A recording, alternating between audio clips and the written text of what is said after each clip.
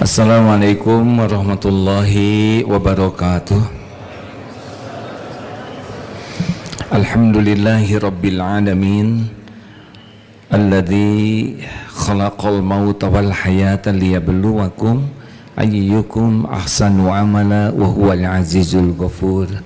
Allahumma salli ala sayyidina Muhammad wa ala alihi wa ashabihi ajma'in. Ya Allah, berkahi majlis ini, jadikan pertemuan ini pertemuan yang penuh berkah. Jadikan pertemuan ini benar-benar Engkau kuatkan iman kami. Engkau beri ilmu yang manfaat. Engkau bersihkan hati kami.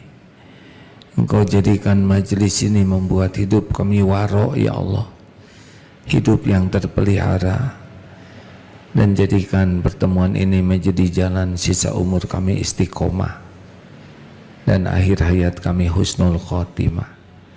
Ya Allah, kami berlindung kepadamu dari tipu daya syaitan yang terkutuk, dari niat yang salah, dari ilmu yang tidak manfaat, dari amal yang tidak Engkau terima. Wahai yang maha menatap, kabulkan doa kami. Innaka antas samiul alim. Amin ya rabbal alamin. Hadirin, selain kita sibuk beramal, kita juga harus mewaspadai apa yang bisa menghilangkan amal-amal kita. Jangan sampai fokus kita menambah amal tanpa kita sadari ternyata kita juga punya perbuatan yang merusak amal-amal kita.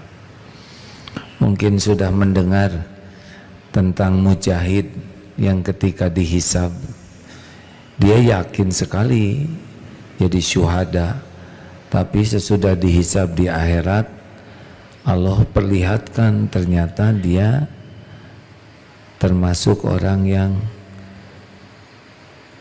mencari kedudukan di sisi makhluk dengan amal-amalnya.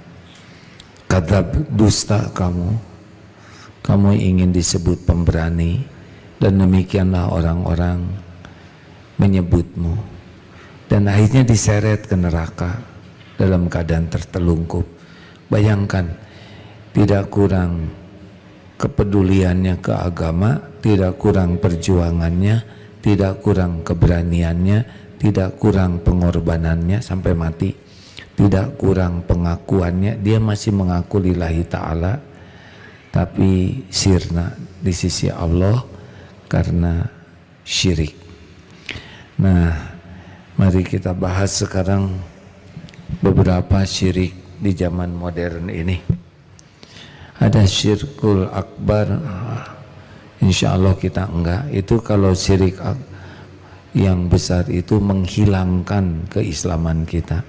Kalau syirkul asghar menghilangkan pahala dari yang disirikinya itu. Berikut ini ada beberapa syirik yang paling sering ada di sekitar kita.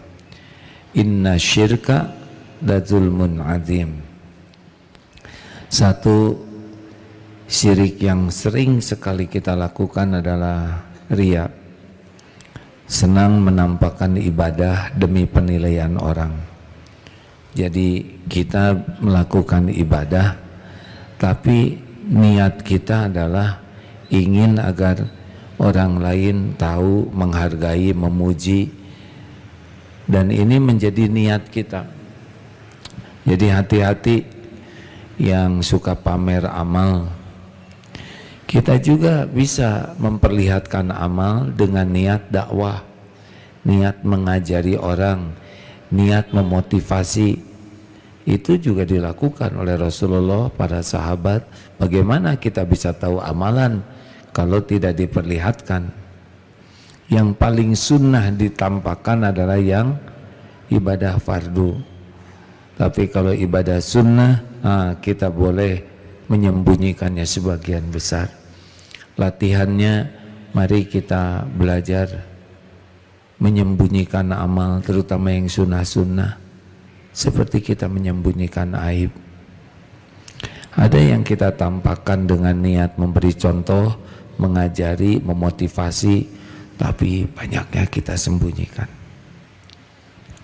Hati-hati yang punya medsos, yang selalu gatel aja baca Quran. Sekarang tanggal berapa?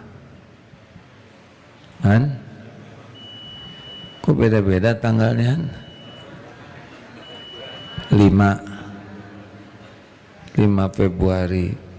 Lalu difoto Al-Quran. Ya Allah, hanya dengan pertolonganmu baru tanggal 5 saya sudah 10 juz posting saja. Apa ini? Mau buka atau sahur? Ya Rob, hanya engkaulah, terimalah saum Daud saya ini. Nah, kalau ada orang memposting ibadahnya, kita jangan menilai riya. Kita tidak tahu. Itu urusan beliau dengan Allah. Urusan kita husnuzon, berbaik sangka. Ya, tapi kalau kita sendiri periksa, mau apa nih saya pamer? Mau apa? Yang kedua, sum'ah. Ya, ini temennya riya. Kalau riya menampakkan, kalau sum'ah menceritakan, memperdengarkan. Alhamdulillah ya, pada waktu saya umroh ke-5 kali. Kenapa 5 kali? Kan itu ingin agar orang lain tahu kita sudah umroh 5 kali. Apakah yakin 5-5-nya diterima oleh Allah? Jangan-jangan 5-5-nya tidak ada yang diterima. Baru juga habis tawaf. Tawafnya tengah hari. Alhamdulillah, semua pertolongan Allah.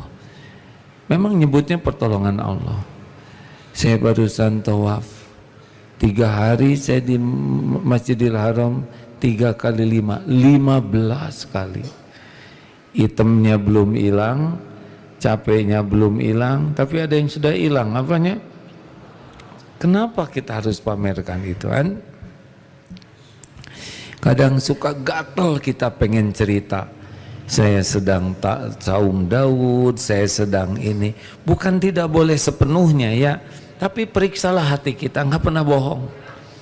Kita tahu bahwa kita tuh nikmat orang lain tahu, dan ingin orang lain mengakui kita ini soleh, kita ini orang yang udah bagus ibadahnya.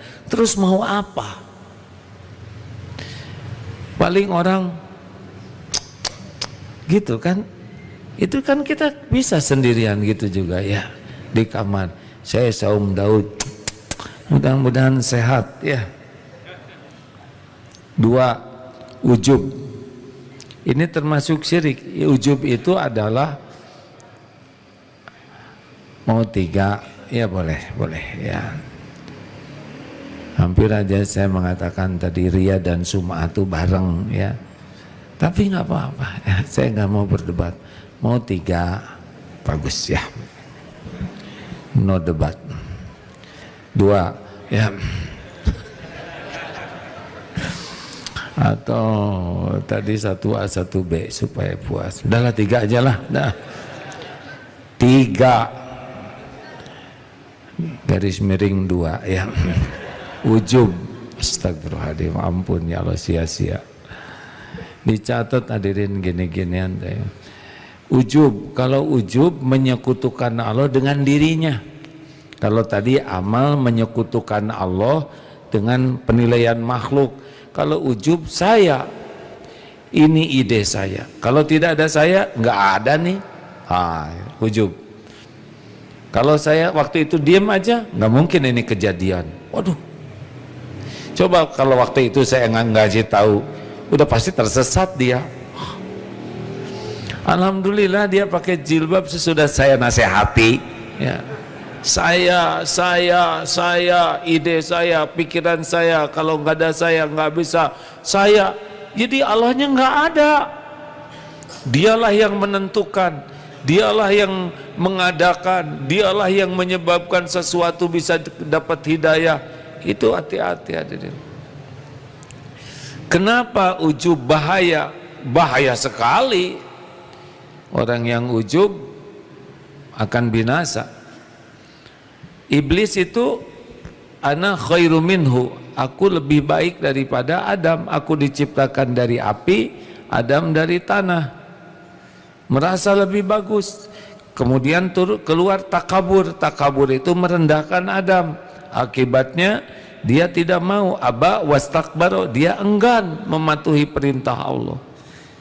Ujub. Hati-hati hadirin yang suka merasa, kalau saya nggak datang ini kacau nih, hebat pisan. Padahal kalau dia dikubur juga beres aja. Pernah ada yang ditanya, bos, kenapa bos tidak melaksanakan haji? Udah mampu. Gini, Ustaz, ini perusahaannya kalau nggak ada saya bisa kacau nih. Padahal kalau beliau meninggal aja, perusahaan baik-baik aja tuh. Bahkan banyak yang menginginkan. Nah, hadirin sekalian,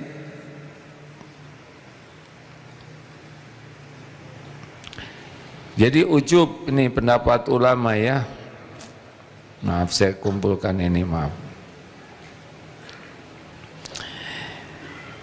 Kalau riya itu syirik dalam niat, kata Imam Ibnu Rajab, semoga Allah merahmati. Syirik itu dalam niat, bukan dalam keyakinan. Kalau kata Imam Nawawi, riya itu menghapus pahala amal walaupun amalnya sah. Seperti sholat, ingin dilihat orang sholatnya sah, tapi pahalanya tidak ada.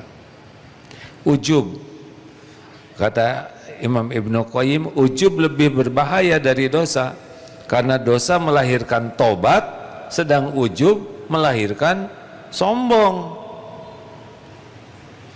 Makanya kalau orang tidak punya dosa sama sekali misalnya, bahayanya apa coba? Ujub. Udah ujub, sombong. La yadkhulul jannah, tidak bisa masuk surga. Man kana fi qalbihi mithqalu dzarratin min kibr. Ujub itu adalah melihat nikmat Allah itu sebagai hasil diri sendiri.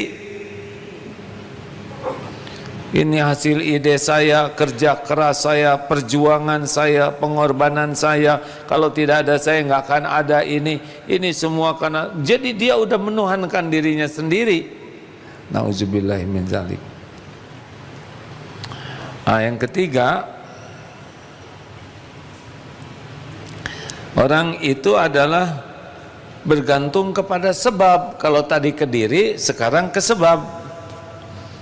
Misalkan dia bersandar kepada ilmu, bersandar kepada teknologi, bersandar kepada pengalaman, bersandar kepada relasi, seakan-akan ini itu ditentukan oleh sebab. Padahal sebab itu hanya jalan takdir Allah. Allah menentukan, sebab itu datangnya di belakangan. Coba kalau saya nggak makan obat ini, saya udah mati. Enak aja. Enggak, ini obat paling mustajab, belum lihat resepnya aja udah sembuh. Nah, makin sakit dia, ya kan? Serius ini hadirin. Jadi kita melakukan sebab, tapi tidak boleh menuhankan sebab. Kita belajar, kita merencanakan, kita rapat, kita ikhtiar, kita all out, berjuang. Tapi kalau jadi sesuatu, tetap ini yang menakdirkan adalah Allah. Bagi kita melaksanakan sebab itu adalah amal soleh. Kita pergi ke dokter, tetap yang menyembuhkan adalah Allah. Jangan menganggap dokter, kalau dokter itu tidak ada saya mati. Enggak, ya. Wah, kalau tidak ada obat ini saya bisa repot nih. Ada Allah. Nah, tidak boleh. Nah, ibu-ibu misalkan, gimana ya kalau suami saya meninggal, coba gimana Bu? Bagaimana? Menitega. Ya iya, kalau suami meninggal ya dikubur. Terus gimana ibu-ibu?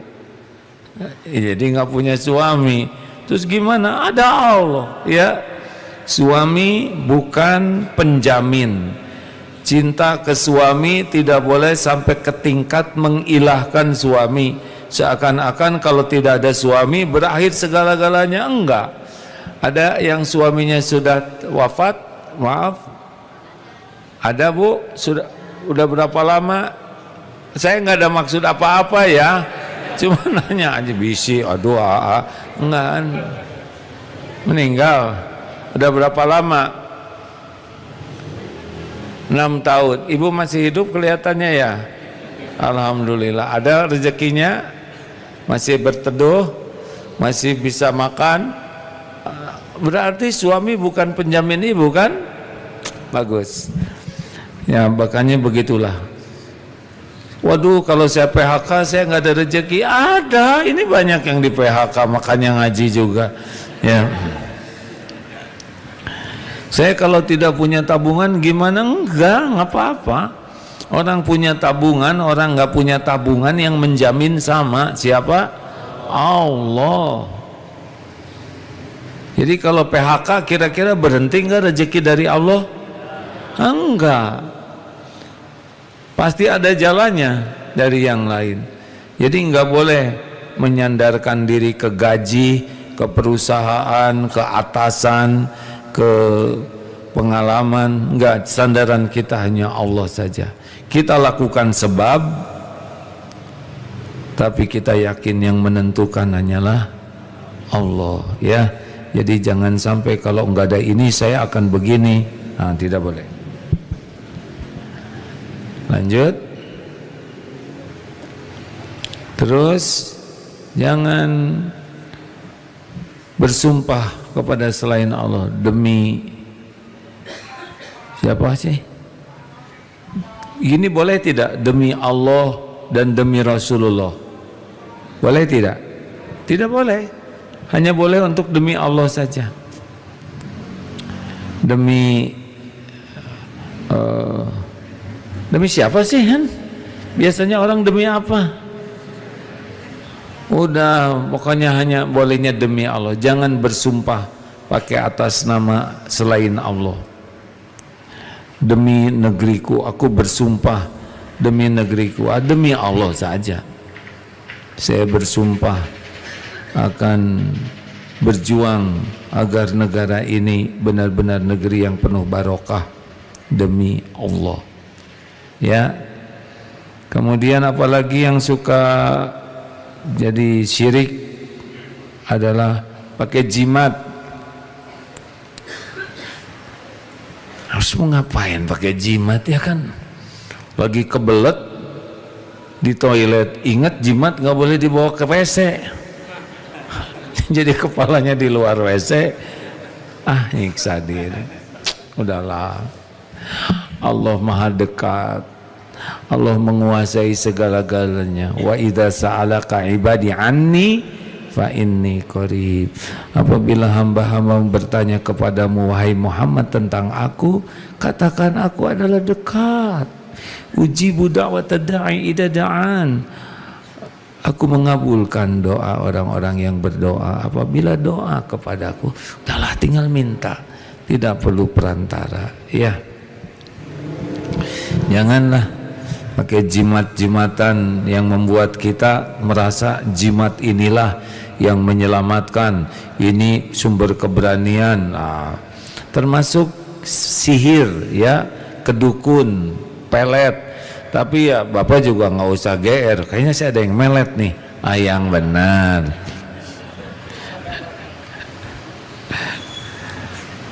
Nggak boleh datang ke dukun. Hanya 2 ya dukun yang boleh didatangi. Siapa? Itu pun udah harus ada sertifikat. Dukun beranak dengan sertifikasi bidan, ya, dan dukun urut. Selebihnya. Tapi dukun itu tahu yang akan datang. Ya udah, kenapa pakai minta-minta sama orang, ya kan? Sendirian aja dukun kalau udah tahu yang akan datang. Dah, nggak usah datang ke dukun-dukun. Tidak. Itu termasuk syirik. Berlindung kepada jin, misalkan, ini lembah ini harus punten eyang naon. Jangan ya. Seperti ada yang ke kuburan. Assalamualaikum. Pas ada yang lagi di belakang kuburan. Alah, ada yang nyebut kuburan. Waalaikumsalam. Wah, ada yang jawab. Dia lari. Lalu yang nggak ada siapa-siapa. Lari. Ini juga dua-duanya ngaco hadirin. Udahlah. Assalamualaikum, doa kepada ahli kubur boleh. Tapi kalau ke sebuah jalan harus melemparkan apa tuh? Uang, koin, punten eyang, nggak usah. Ada pohon beringin besar, udah baca ayat kursi saja. Udah kerepotan itu jin. Katanya ini kereta kencana ini, udah baca ayat kursi saja. Bisa pusing tuh jin yang ada di sana. Ya, jangan repot-repot. Allah penguasa langit dan bumi, semua jin itu makhluk Allah. Benar nggak sih? Ada suami istri yang ngobrol gini. Kuntilanak laki perempuan? Hah? Bidan ngesot? Siapa lagi? Kalong wewe? Mau ngapain ngebahas ini hadirin? Semua jin itu makhluk ciptaan Allah, di dalam genggaman Allah. Nggak ada yang bisa membahayakan kita tanpa izin Allah. Berlindung saja ke pemiliknya, ke penguasanya.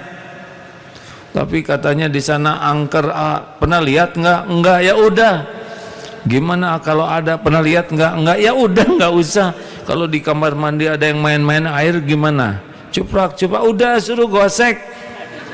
Sekalian gosek sana ya. Paling kedengar dilempar itunya, sikatnya. Udah. Kalau ada juga ya paling harusnya dia yang takut ke kita, betul tidak? Ini malah lagi bercermin, takut ada di belakang. Nyiksa diri, udah baca ayat kursi. A'udzubillahi minasyaitonirrajim. A'udzubillahi minasyaitonirrajim. Berlindung ke Allah. Ya. Setuju? Juga jangan ada pamali cecak jatuh, wah ya mah musibah. Itu mah cecak kepleset, kenapa jadi kita yang kena musibah? Ya tanda-tanda. Apa aja sih yang suka jadi ini? Potret. Kata, jangan bertiga di potretnya, nanti yang potret meninggal.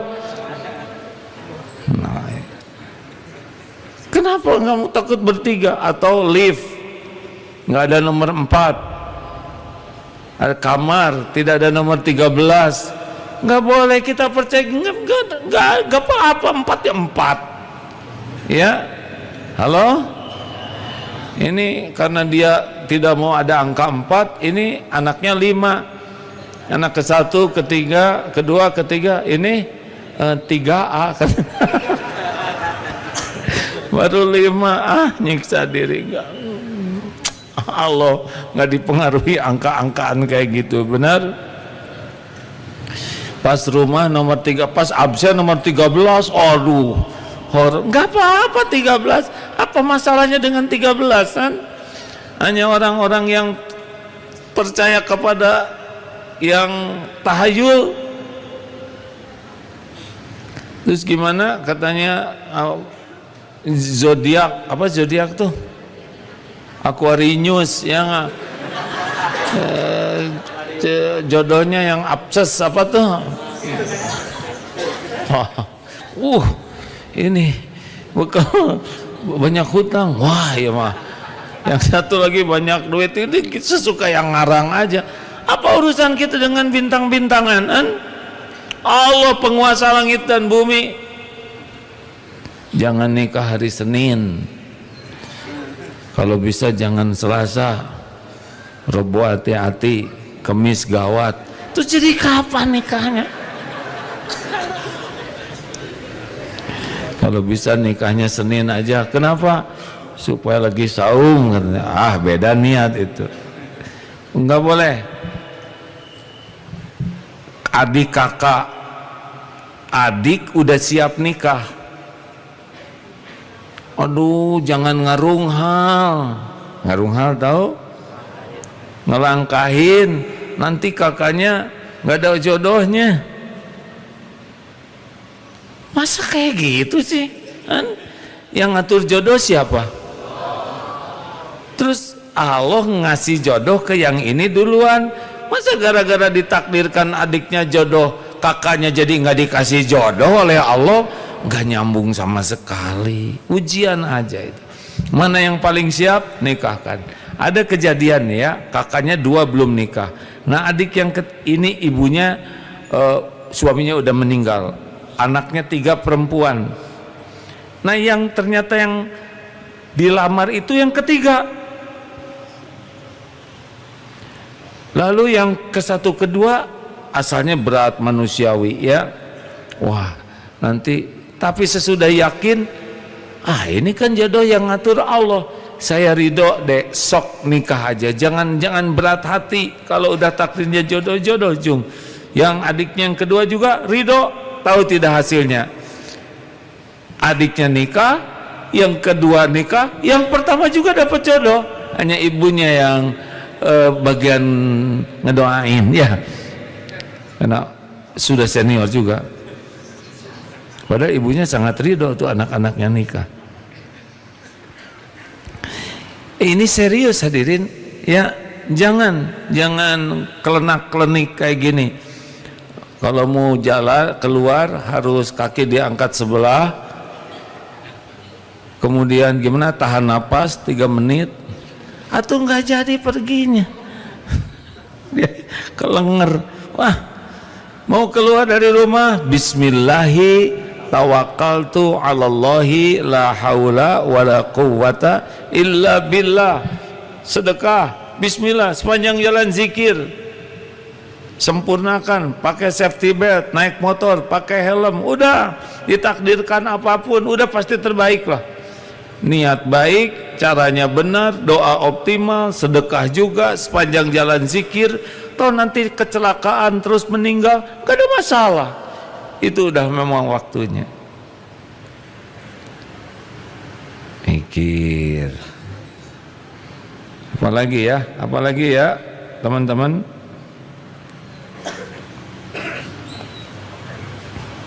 Apa?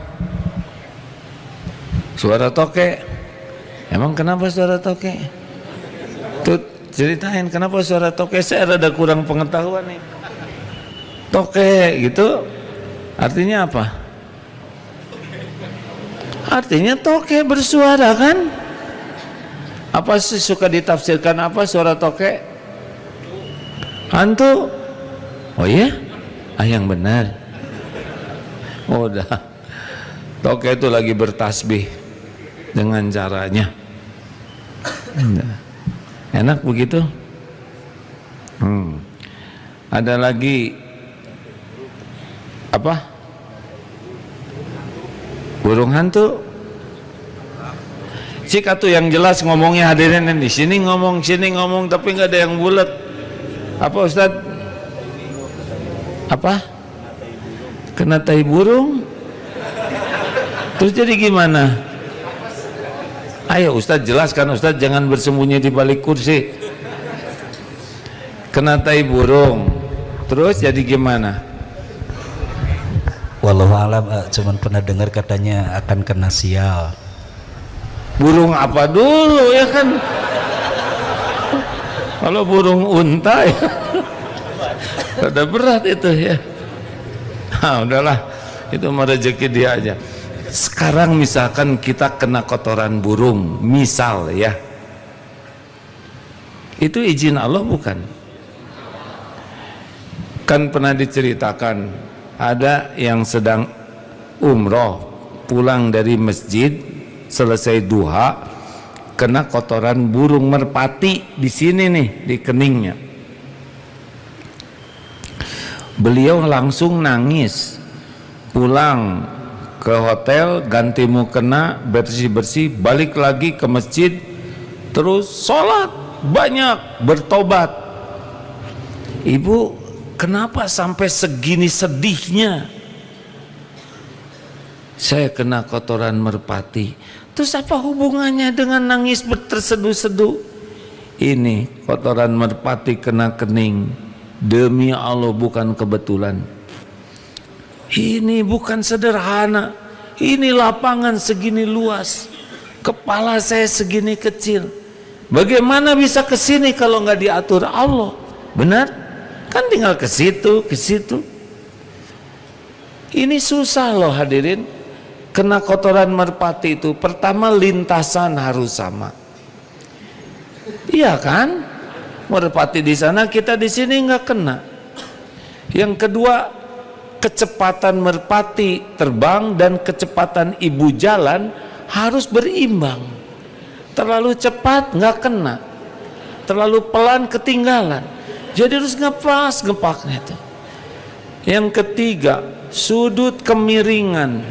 Ini fisika nih, sudut elevasi ya, antara maaf ya pantat merpati dengan jidat ibu harus presisi. Ini ilmiah hadirin. Ini teh lagi rada pinter ya. Selisih 1 derajat ngaceleng ke sini, betul tidak? Jadi benar-benar ini rumit ya perhitungannya, kemiringannya gini tah.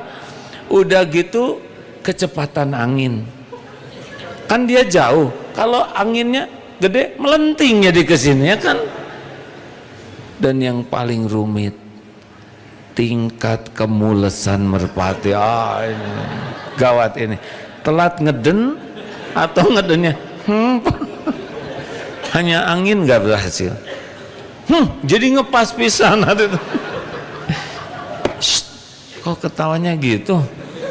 Ini serius, ini takdir hadirin. Siapa yang bisa mengatur super presisi gitu?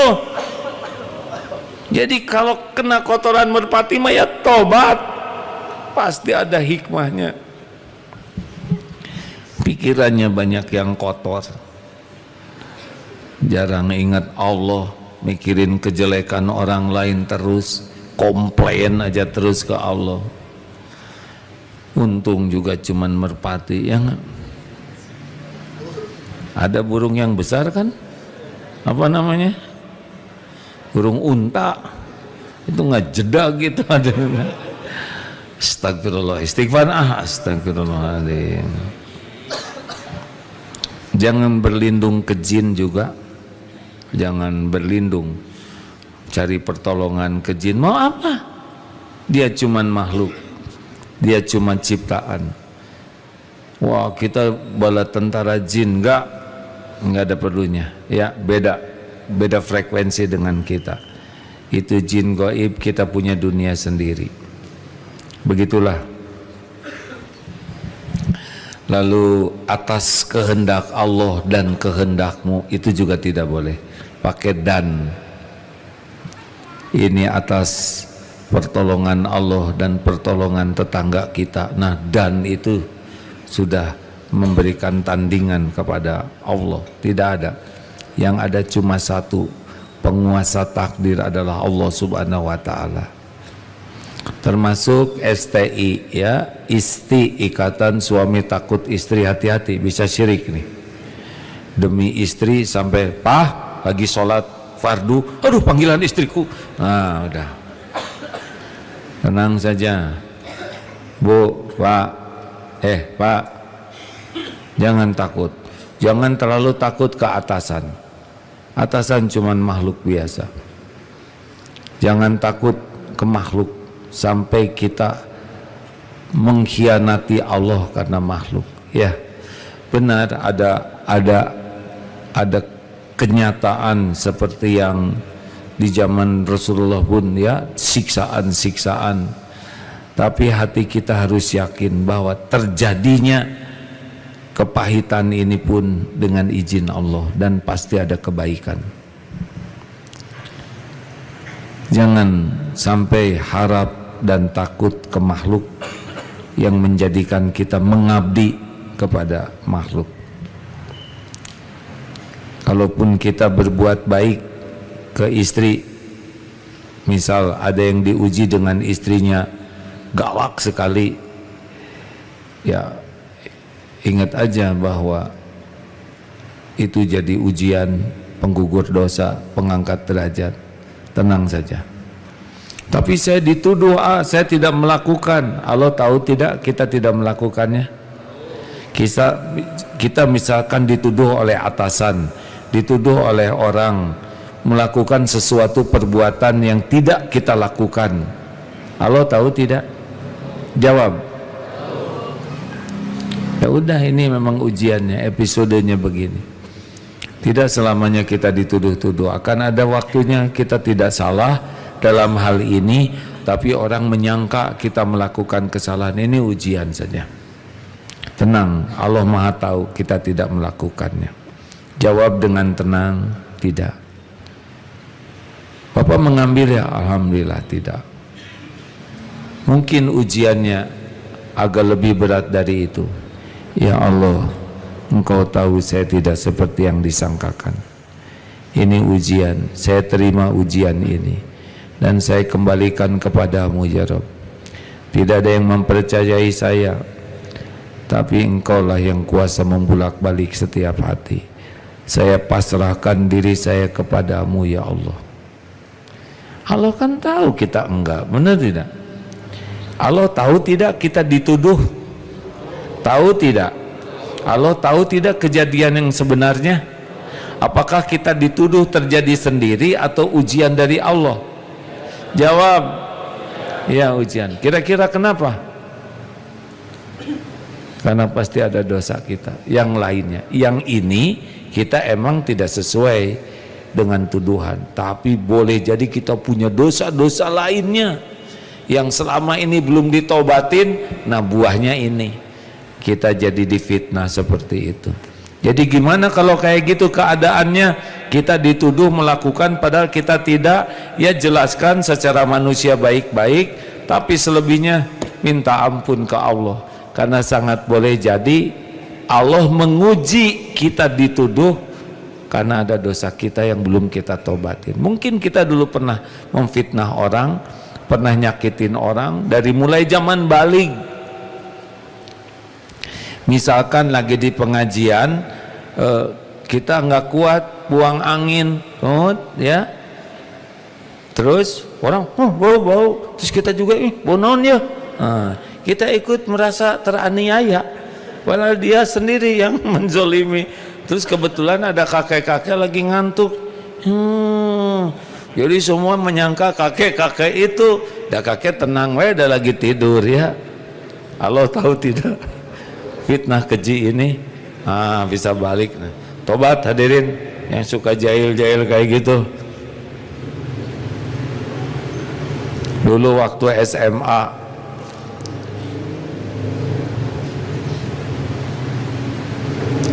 udah balik belum? Udah. Pernah suatu saat kami lagi mau berenang. Sepertinya lucu, ada seorang teman ini. Ini jangan jadi inspirasi ya.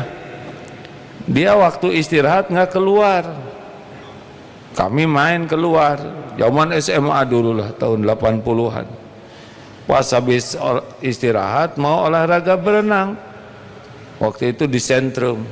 Pas ganti pakaian, alah, kenapa celana renang begini?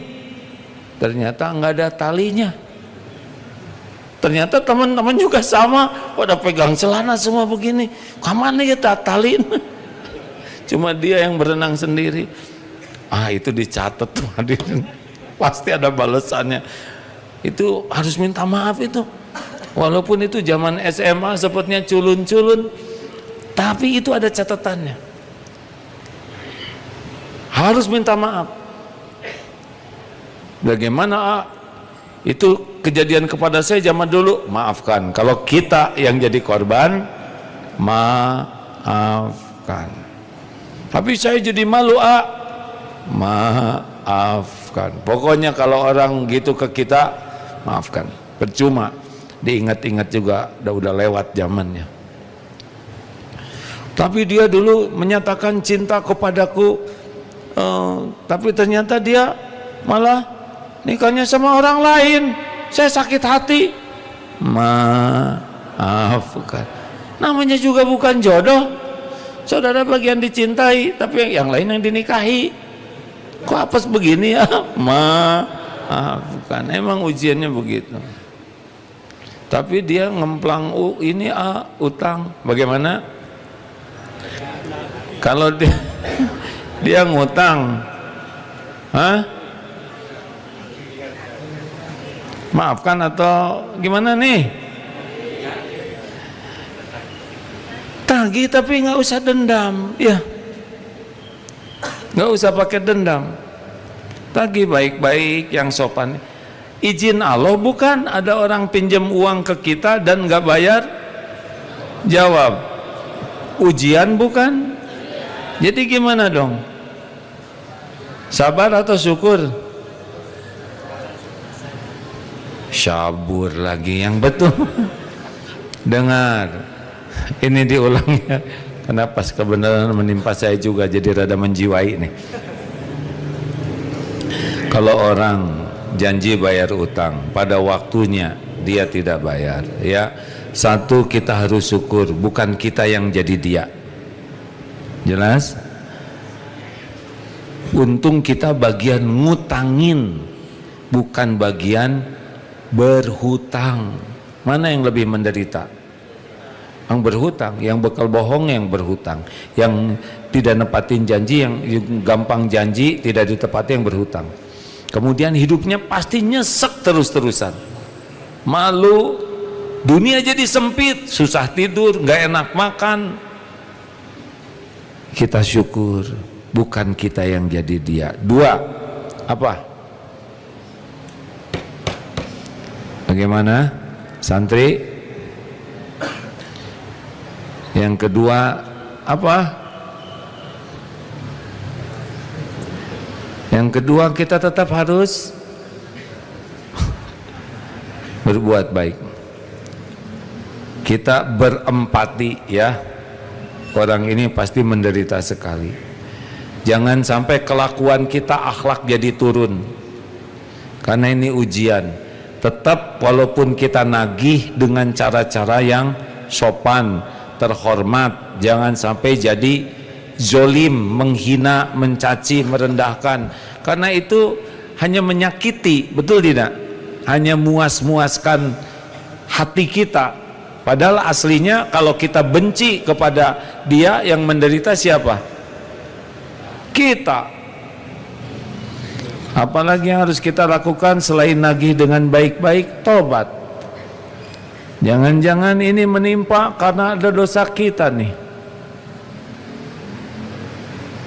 Mungkin waktu kita ujub, kita merasa aman dengan uang ini, saya niat pinjamkan ini ke sana dengan harapan dapat bunga, dapat apa, ya, dengan harapan kita dapat lebihan-lebihan yang sebetulnya tidak sesuai syariat. Atau kita merasa uang inilah yang akan menjamin kehidupan saya, jadi sudah menuhankan uang, menuhankan tabungan. Istighfar. Lalu apalagi? Doakan kebaikan. Yang tulus doanya, ya Allah, saudara kami yang berhutang ini, sehatkan, kuatkan imannya, berikan jalan keluar dari masalahnya, agar semua hutang-hutangnya kepada siapapun bisa dilunasi. Dia saudara saya, ya Allah, sama-sama hamba-Mu, sama-sama bersujud padamu, tolong ya Allah. Jadi jangan fokus, ya Rob, buat dia ngebayarin utang saya, asal saya udah lunas, selebihnya terserah padamu. Jangan menginginkan celaka kepada orang lain, ya. Kok kayak nggak setuju gini sih wajahnya? Kenapa kita pelit ngedoakan? Kan kita akan bahagia loh hadirin dengan mendoakan. Allah suka tidak kita mendoakan hambanya yang lagi susah? Jawab. Allah suka tidak? Allah lihat tidak kita ngedoain dia? Allah tahu nggak ketika kita lagi sebel ke dia? Tahu. Allah tahu nggak kita lagi berjuang memindahkan sebel, ya, menjadi apa? Sempul, bukan sempul. Dari sebel menjadi sayang. Serius ini hadirin. Allah kan ngelihat apa yang kita lakukan.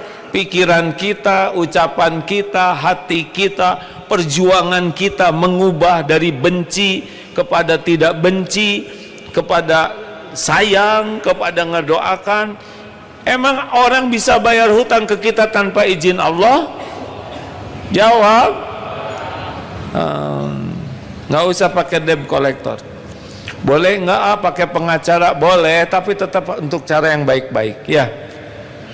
Jangan lupa, hanya dengan izin Allah hutang kita bisa dibayar.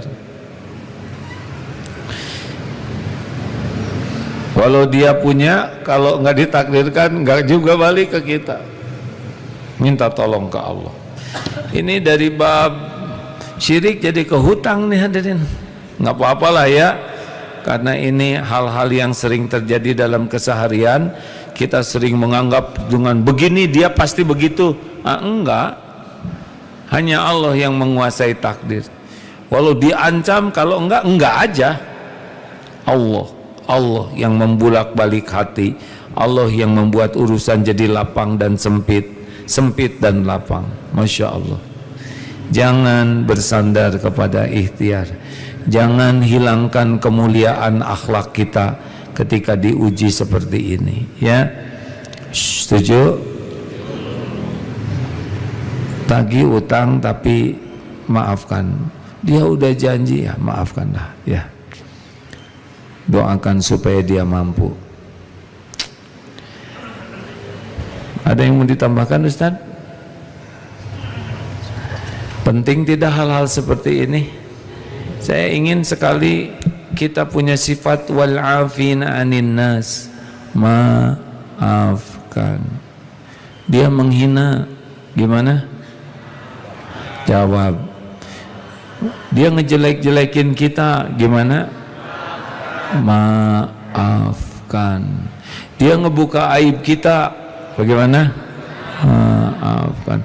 Tapi adik saya ini enggak sopan sama kita, bagaimana?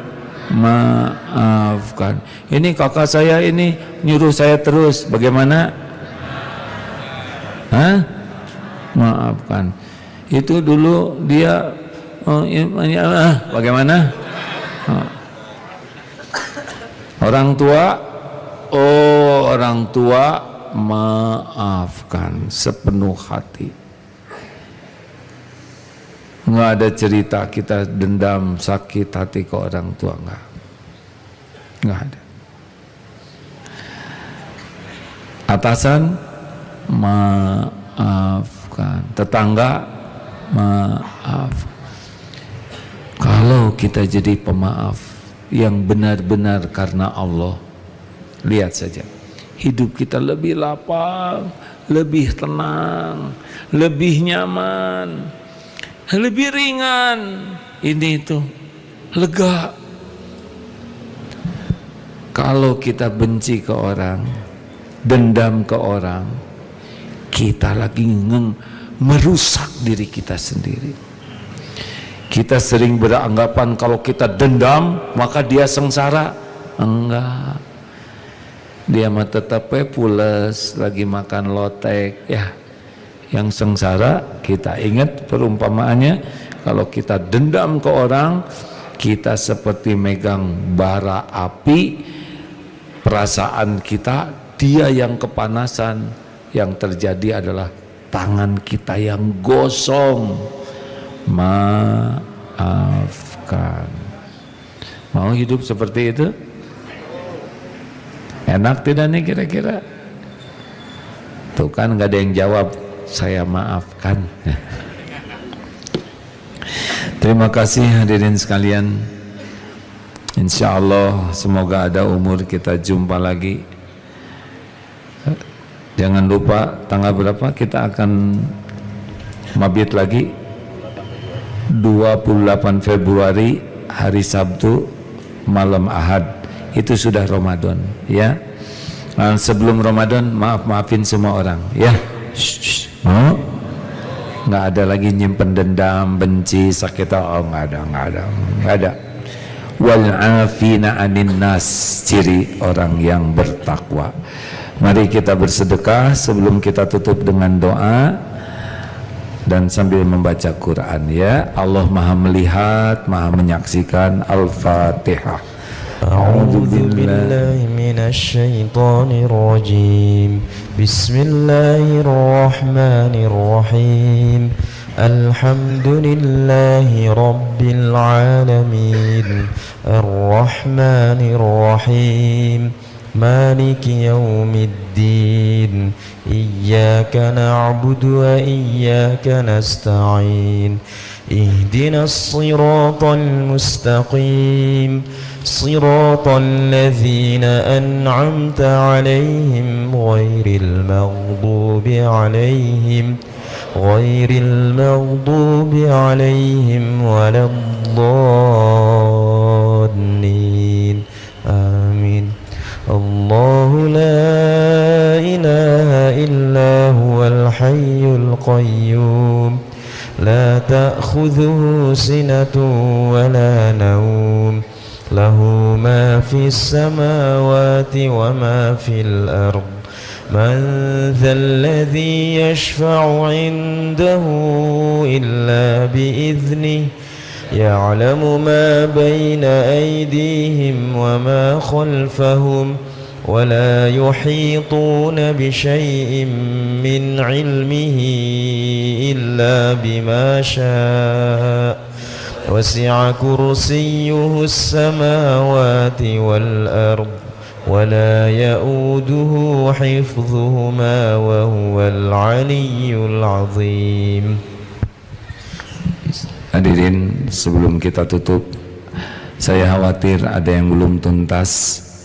Memaafkan, ini ada yang tertinggal ya, tapi ada juga yang ada batas yang harus kita tegakkan keadilan.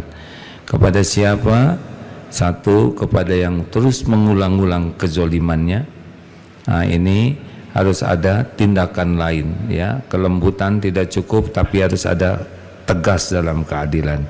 Yang kedua, kalau pemaafan kita membuat dia semakin berani menjadi-jadi, maka harus ada tindakan lain yang membuat dia tidak menjadi-jadi.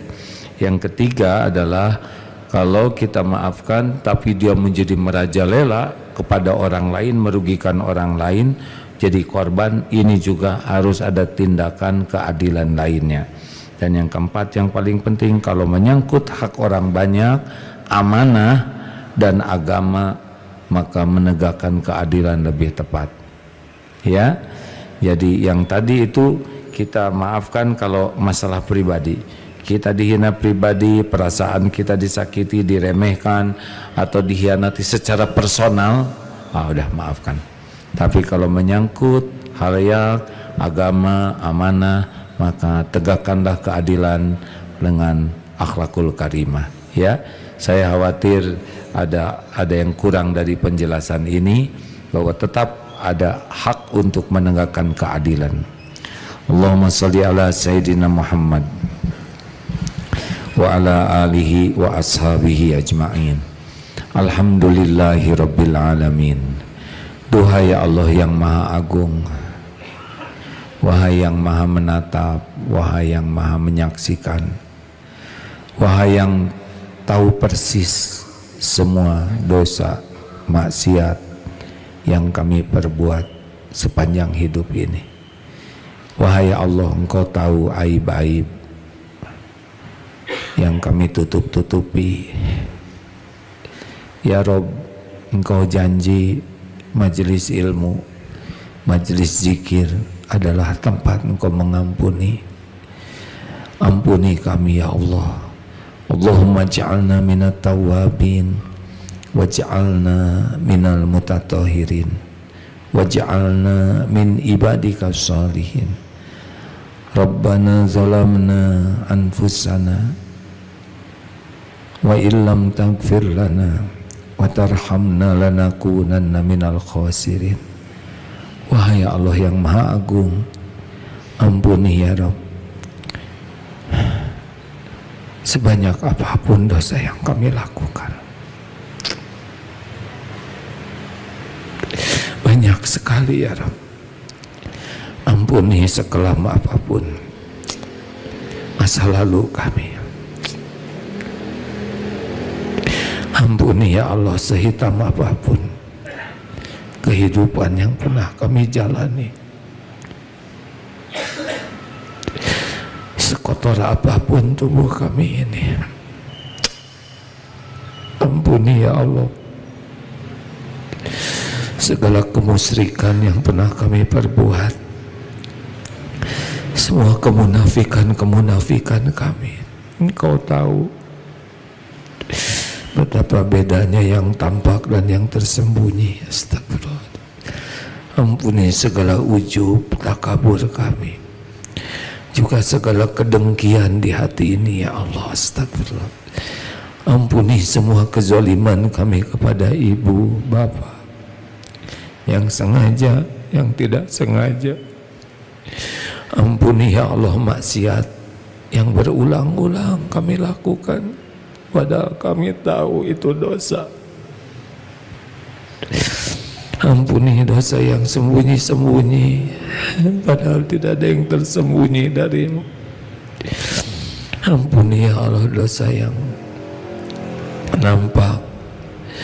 Ya Rabb, ampuni kezaliman kami kepada keluarga kami, kepada pendamping hidup, kepada keluarga, anak-anak. Ampuni kezaliman kami kepada orang-orang yang berbuat baik kepada kami. Allahumma ighfir lana wa li walidina warhamhum kama rabbawna shighara. Ampuni ya Allah dosa kami kepada guru-guru kami yang menjadi jalan hidayah, taufik, ilmu darimu. Ampuni ya Allah hamba-hambamu yang pernah kami sakiti, juga ampuni hamba-hambamu yang pernah hilaf menyakiti kami. Allahumma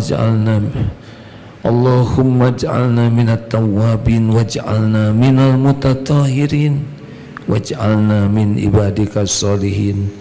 Allahumma ja'alna minal muttaqin, Allahumma ja'alna minal mukhlasin, Allahumma ja'alna minal mutawakkilin, Allahumma ja'alna minal muhsinin.